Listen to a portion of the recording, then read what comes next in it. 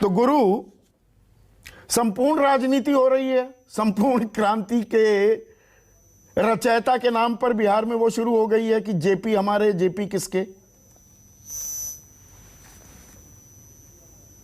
संदीप जी देखिए, एक बात तो स्पष्ट है, जेपी के विचारों का अगर आप अध्ययन करेंगे, और हम आश्वस्त है कि आपने अध्ययन किया होगा, तो दो प्रमुख बातें निकल के आती है।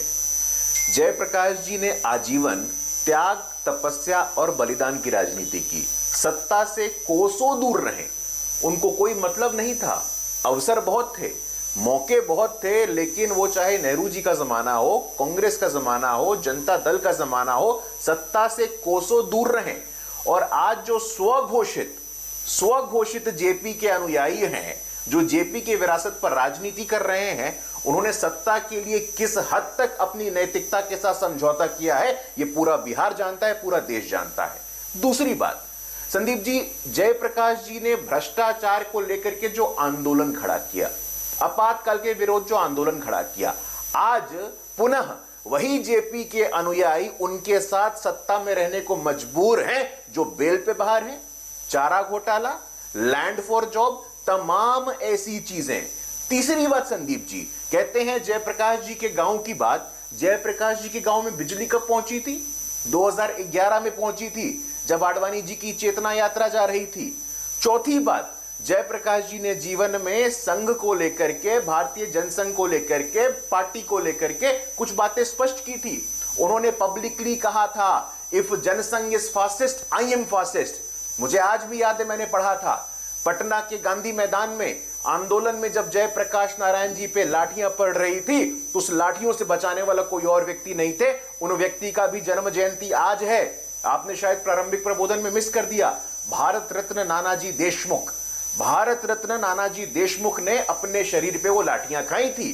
तो हमें ये समझने की आवश्यकता है। ठीक है, आपने चार बातें गिनवाई, दो बातें मेरी तरफ से गुरु, दो बातें मेरी तरफ से। आपने कहा सत्ता से कोसों दूर रहते थे जेपी। बीजेपी पर सबसे बड़ा आरोप तो यही लगता है कि सत्ता हासिल करने के लिए साम दाम दंड भेद कोई भी हथकंडा आप अपनाने को तैयार हैं, और किसी भी परेशानी का जवाब यह होता है कि देखो लोगों ने हमें चुन लिया। आपका सत्ता प्रेम और सत्ता से जेपी की दूरी, यह तो बिल्कुल जबरदस्त विरोधाभास हो गया कि नहीं? संदीप जी देखिए, मैं आश्वस्त हूं। हाँ। मैं आश्वस्त हूं, अगर जेपी आज जीवित होते और वो देखते कि उनके अनुयायी सत्ता के लिए किस मार्ग पे चल रहे हैं, तो उनको बहुत दुख होता। उनके स्वघोषित अनुयायी, जहां तक हम लोगों की बात है संदीप जी, ये देश की जनता ने एक बार नहीं कई बार स्पष्ट किया है।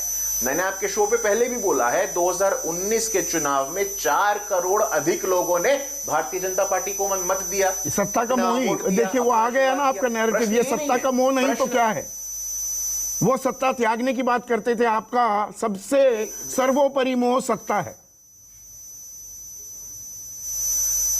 संदीप जी ऐसा है कि सत्ता स्वयं के लिए कि सत्ता समाज के लिए, ये अंतर होना चाहिए। हाँ। और ये अंतर पता चलता है 5-5 बार, 6-6 बार आप सत्ता के नाम पर के नैतिक शून्य बन जाते हैं। शून्य आइडियलिज्म आपके अंतर्गत है। और उसके बाद, और मैं देख रहा था अभी, सामाजिक न्याय की बात ये लोग करते हैं। सामाजिक न्याय के नाम पे संदीप जी मैं आपका ध्यान आकर्षित करना चाहता हूं, कल का दिन था, राष्ट्रीय जनता दल के नेता तेज प्रताप यादव ने दलित समाज से आने वाले श्याम रजक जी के बारे में क्या बोला है। कुछ दिनों पहले कांग्रेस के दलित समाज के प्रभारी भक्त चरण दास जी के बारे में लालू प्रसाद यादव जी ने क्या बोला था? सामाजिक न्याय से समझौता करते हैं, भ्रष्टाचार से समझौता करते हैं, और उनके गोद में मनोज तिवारी, कपिल मिश्रा, हरीश खुराना क्या बोल रहे हैं? 22 शपथ लेना हिंदू धर्म का अपमान है, देवी देवताओं को गालियां देना है। तो ये गालियां तो बाबा साहेब भीमराव अंबेडकर ने भी दी गुरु। देखिए संदीप जी, बाबा साहेब अंबेडकर हो, जयप्रकाश नारायण हो, बाबू जगजीवन राम हो, इन सब के जीवन, इन सब के विचारों पे निष्पक्ष आकलन होना चाहिए, हम तो ये मानते हैं। आपके साहेब नेताओं ने ये अम्बेडकर ने बयान हमारी दिए, नीतियों का ये विरोध 22 किया। शपथ लेना हिंदू देवी देवताओं को गाली देना समान है, हिंदू धर्म का अपमान करने बराबर है। तो ये अपमान तो फिर बाबा साहेब भीमराव अंबेडकर ने भी किया, और वो आपके मार्गदर्शक हैं। ये बात तो आप डिनाई नहीं करेंगे। मैं आपसे एक इंडिविजुअल कैपेसिटी में सवाल पूछ रहा हूं। नहीं, संदीप जी, हमें यह समझने की आवश्यकता है कि बाबा साहेब अंबेडकर के नाम पे भारत रत्न ये 1991 में मिला। बिल्कुल। 50 साल का समय लग गया, और जिस सरकार ने दिया वो भारतीय जनता पार्टी उसकी पार्ट थी।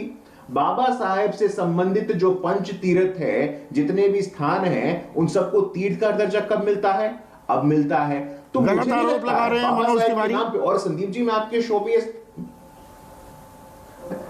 संदीप जी देखिए, मैं बोलता हूं यहां पे जो कमियां हैं, जो जात पात है, जो जातिवाद है, जो जाति के नाम पे उत्पीड़न है, उसमें हम पहले भी आवाज उठाते थे, आज भी आवाज उठाते थे, और आजीवन आवाज उठाते रहेंगे। अगर जाति के नाम पे कहीं भी किसी प्रकार की कोई एक्सप्लॉइटेशन, एक छोटा सा जवाब और चाहूंगा।